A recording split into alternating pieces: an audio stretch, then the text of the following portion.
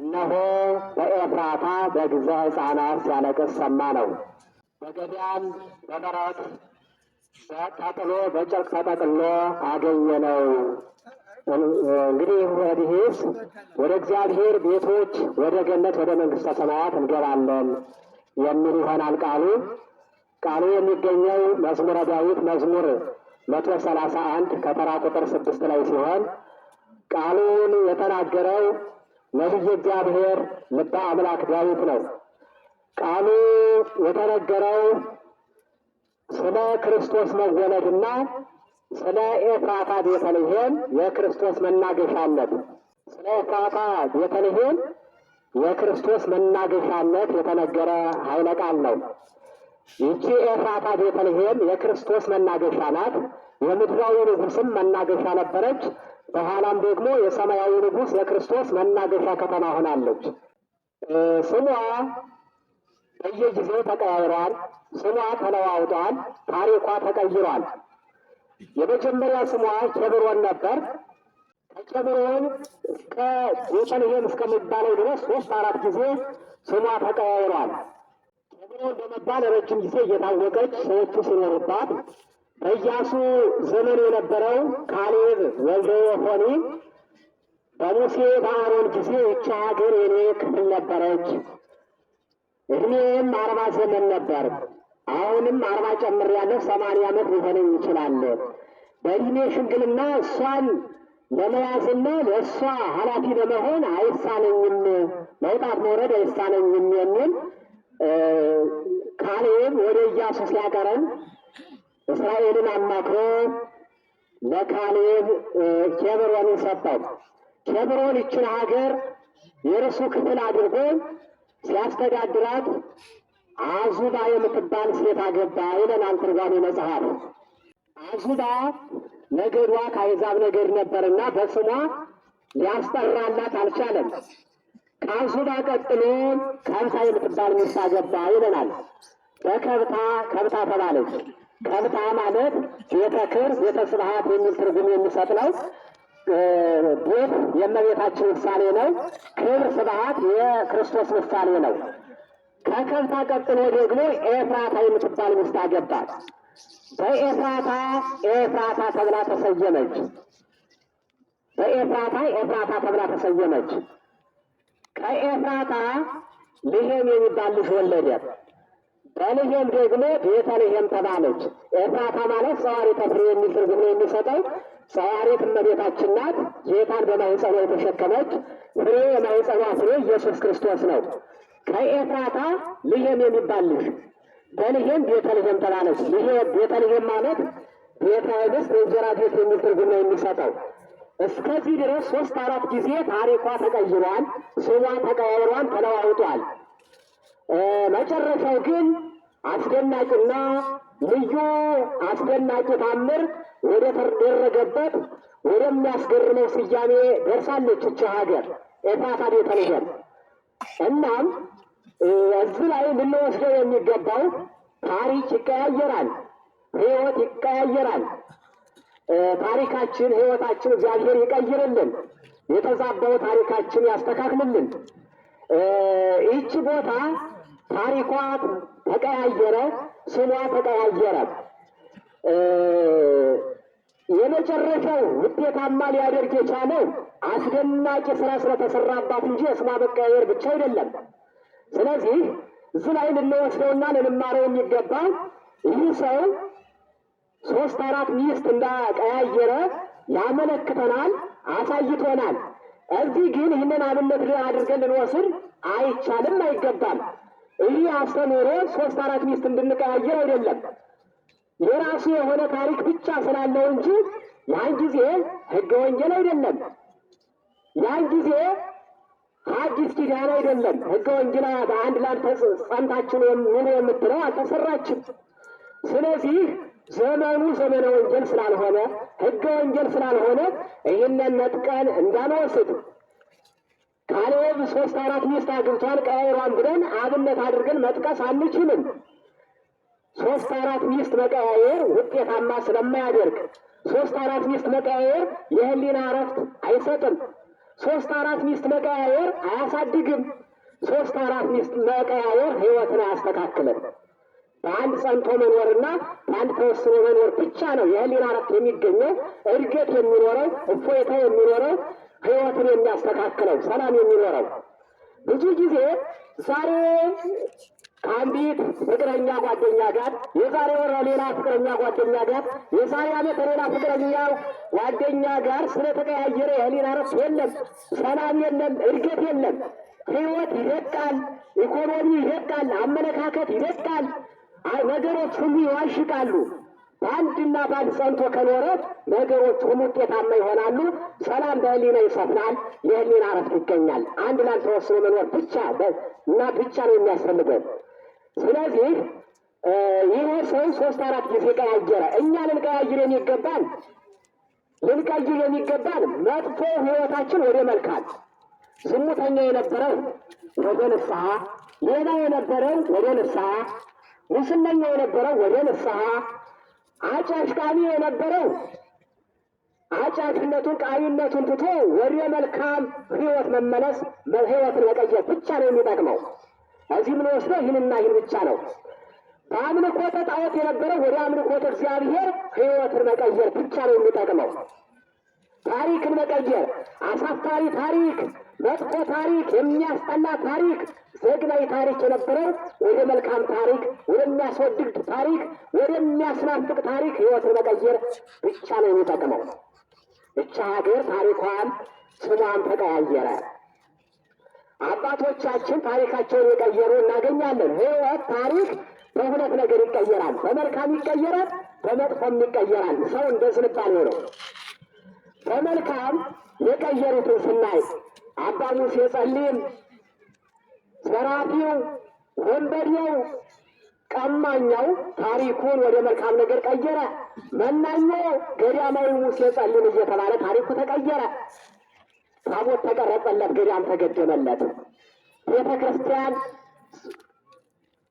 ገድሉን ጽፋ ስንክሳር ጽፋ ታቦት ቀርጻ ስታዘክረው፣ ስትቀድስለት፣ ስታወድስለት ትኖራለች። ታሪክ እንዲህ መቀየር ነው። ሌላው ታሪክ ብዙ ታሪካቸውን የቀየሩ እናያለን። ከመሸ ካበቃ በኋላ ታሪካቸው የተቀየረ በ11ኛው ሰዓት ታሪኩ የተቀየረለት የቀኙን ወንበዴ የቀኙን ሽፍታ እንመልከት።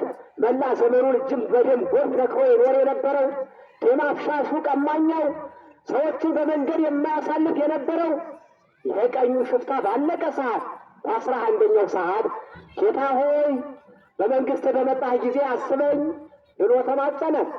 ታሪኩን ቀየረለት። ዛሬ ከኔ ጋር በገነት ትሆናለህ አለው። ታሪኩን ቀየረለት። ዛሬ አለው፣ ነገ አላለው።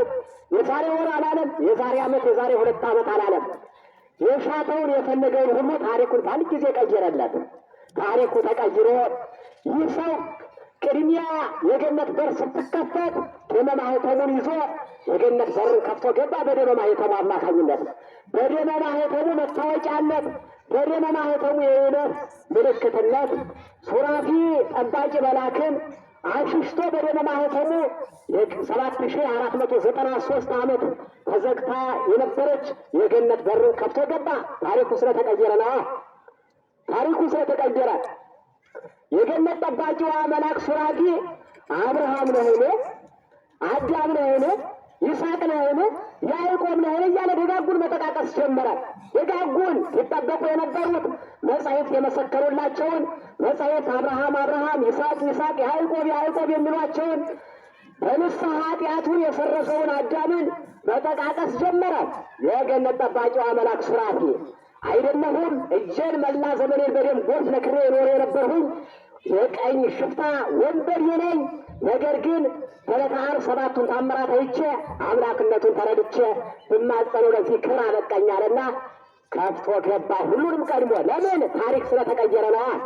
ረጅም ዘመናት 70-80 ዓመት ቢኖሩ ያለ ታሪክ ያለ መልካም ሕይወት ምንም እድሜ ብቻ ታሪክ ሊያጽፍ አይችልም። እድሜ መርዘም ብቻ ሽበት ብቻ ምንም ታሪክ ሊያሰራ አይችልም። ባለቀ ሰዓት ባበቃ ሰዓት ታሪኩ ተቀየረ፣ ሕይወቱ ተስተካከለ።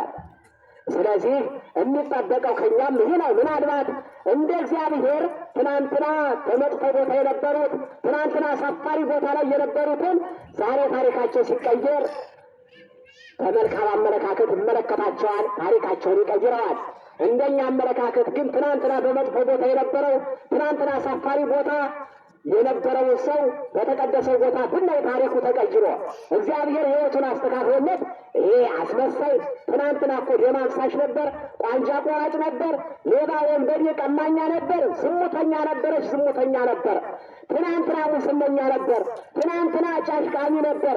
ዛሬ ሲመጥቶ ደግሞ ቦታው ሰው ቤተ መቅደሱ ሲቀመጥ ከወደ ምሕረቱ ሲቀመጥ አያፍርምን እንላለን እኛ የትናንትና ታሪኩን እያየነ የትናንትና ሕይወቱን እየተመለከትነ። እንዲህ አይደለም።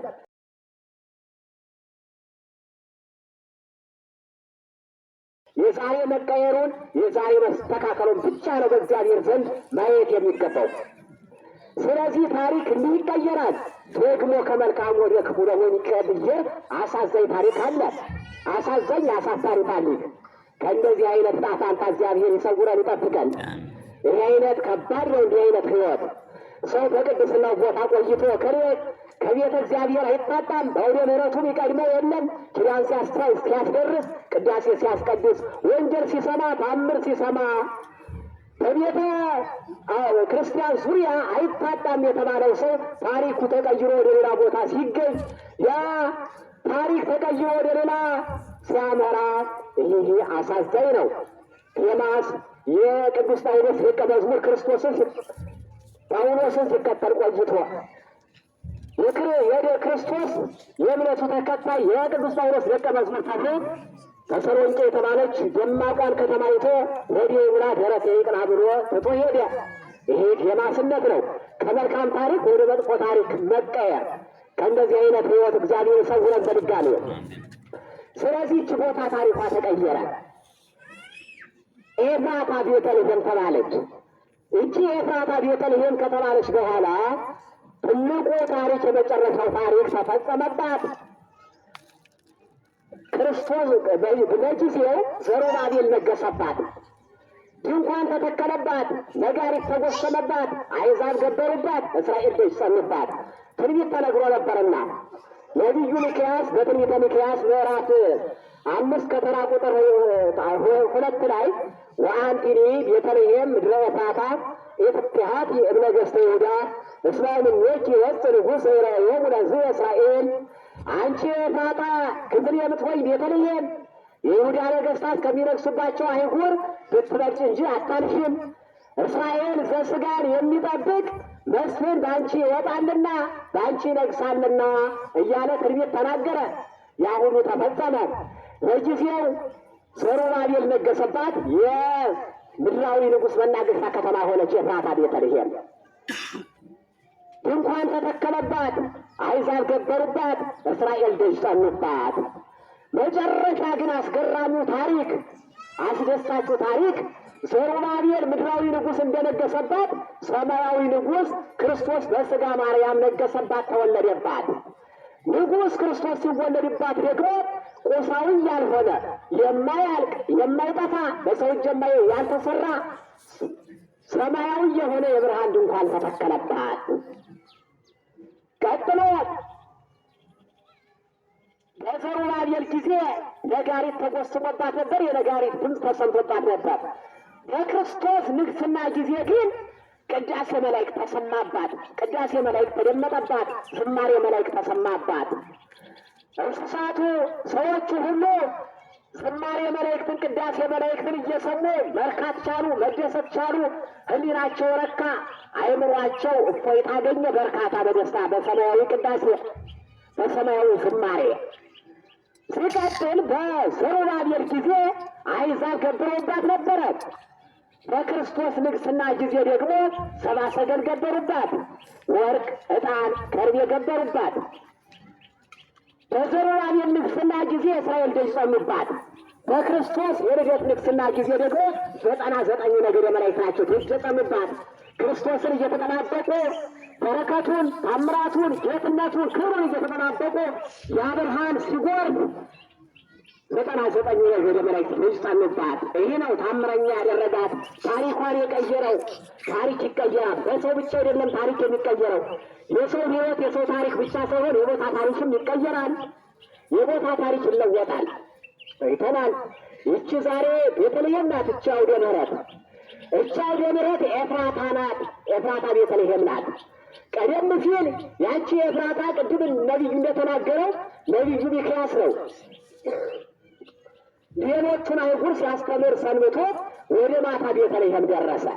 ሲደርስ ቋያ የሚባል ሳር በቅሎባት አራዊት ሰልጥነውባት ሲፈነጩባት ፈት ሆና ምድረ በዳ ሆና አይቷት ነው። ቅድም የገለጽሁትን የጠቀስሁትን የተናገረው ነበር። እንዲህ ፈት እንደሆን ቋያ እንደነቀለብሽ አራዊት እንደሰለጠኑብሽ አትቀሪም ብሎ ቅድም የዘረዘርሁትን ትንቢት የተናገረባት እና ይህች ቤተልሔም ምን ነበረች? እቺ አውደ ምሕረት ቤተልሔም እቺ አውደ ምሕረት ኤፍራታ ምን ነበረች? በቆሎ ዳጉሳው የሚመረትባት ነበረች። እንስሳቱ የሚፈነጩባት የሚሰማሩባት ነበረች። እረኞቹ ቀረርቶ የሚያሰሙባት፣ ሽለላ የሚያሰሙባት ነበረች። አንዳንዴ ደግሞ የሰከሩት እየተኮሱ የሚሄዱባት ነበረች። ታሪኳ ተቀየረ።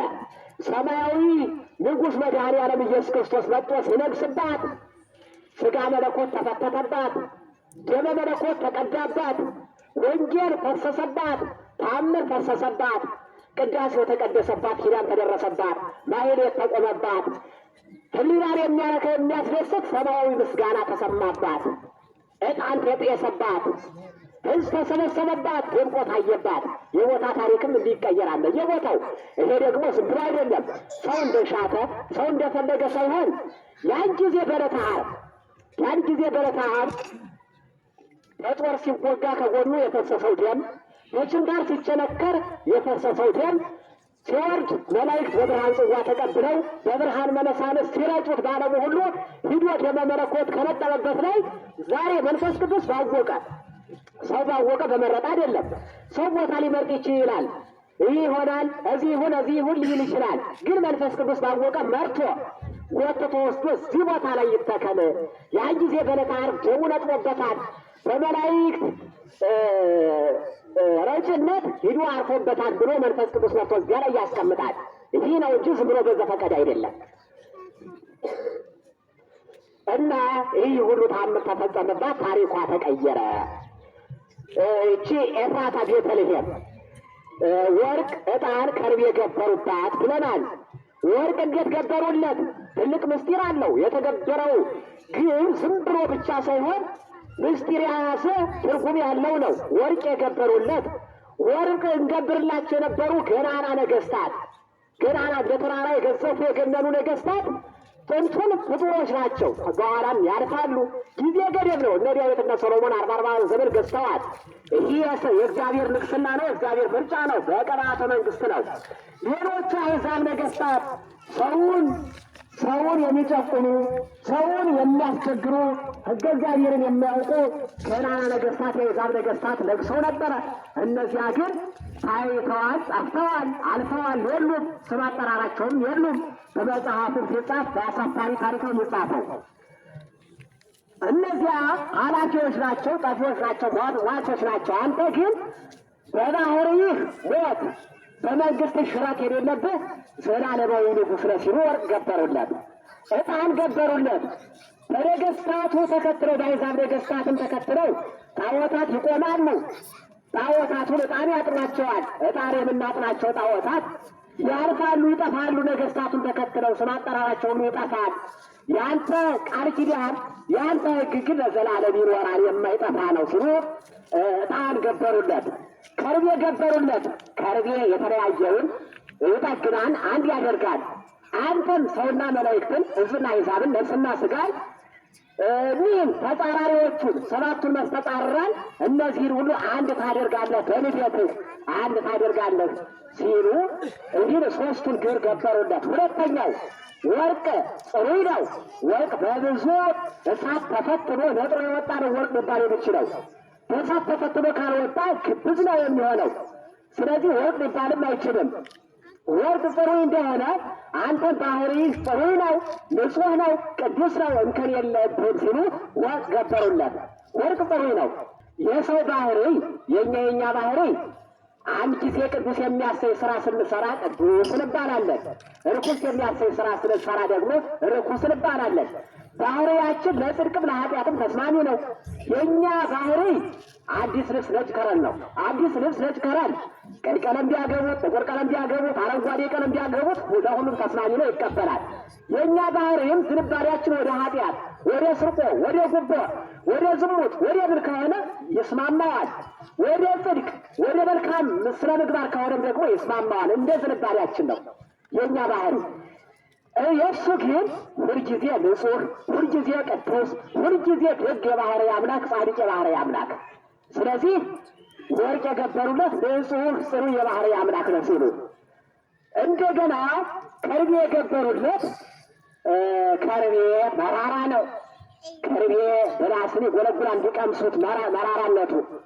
ስለዚህ መራራ ሞትን ለእኛ ብለህ አንተ የእኛን ሕይወት ልታጣፍጥ የእኛን ሕይወት ልታጣፍጥ መራራውን ከርቤን ትቀምሳለህ ሲሉ ከርቤ የገበሩለት።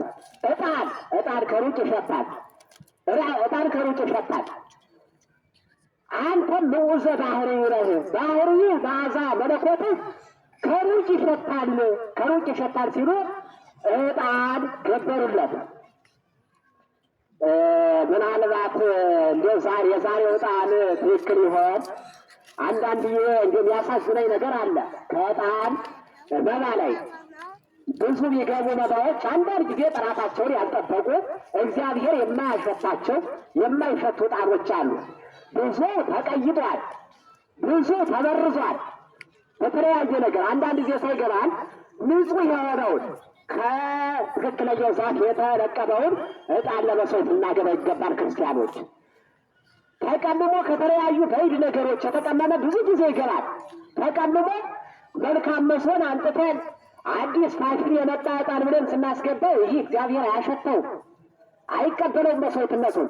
ለሰው እንኳን ስታሸቱት የድሮ ዕጣንና የዛሬ ዕጣን ሽታው ልዩነቱ እዩት። የድሮ እኮ ስንት ሜትር ርቀት ይሸት ነበረ።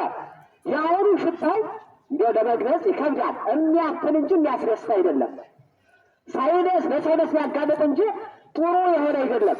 ይህ የተቀመመ ያለ የተለያየ ባዕድ ነገሮች ላይ የቀመሙት ምናየው ዕጣን አለ አንዳንድ ጊዜ የሚገባ እና ንጹሕን ከዛፍ የተለቀመውን ልናገባ ይገባል። ይህ ነው ትክክለኛ መስዋዕት፣ እግዚአብሔር የሚያሸተው መስዋዕታችን የሚቀበለው ዕጣኑ የሚያርገው ይህ ሲሆን ነው እና ልንመርጥ ይገባል። ቅባ ቅዱስ በአንጻሩ ቀደም ሲል ቅባ ቅዱስን ለአባቶች ተሰጠ። አባቶች ይገጹታል። አባቶች በጸሎት ያከብሩት ነበር። ዛሬ ያም ሂዶ ንዋያተ ቅድሳት መሸጫ ላይ ሂዶ ሳይገባው ገዝቶ ያመጣል። ራሱ ቤቱ አስቀምጦ ማድረጊ ይሆናል ቅባ ቅዱስ። ይሄ ተገቢ አይደለም። ስርዓተ ቤተክርስቲያን አይፈቅድም። ቅባ ቅዱስን ክህነት ያለው ብቻ ነው። በቤተ ክርስቲያን እኮ ዲያቆን እንኳ አይነካውም። ቅባ ቅዱስን ዲያቆን እንኳ አይነካውም፣ ማይነካቸው አሉ። ስለዚህ ይህንን በትክክለኛ መስዋዕት እግዚአብሔር የሚያሸተው ልንመርጥ ይገባል። መስዋዕትነቱ ተቀባይነት ያለው ይህ ነው እንጂ መስዋዕታችሁን አልቀበልም አላሸትም የሚለው በመጽሐፍ ቅዱስ የተጻፈውም ከዚህ አንጻር ነውና አምላካችን እግዚአብሔር ትክክለኛውን መስዋዕት አግብተን መስዋዕታችን እግዚአብሔር እንዲቀበልልን መልካም ፈቃዱ ይሁንልን። ወስብሐት ለእግዚአብሔር።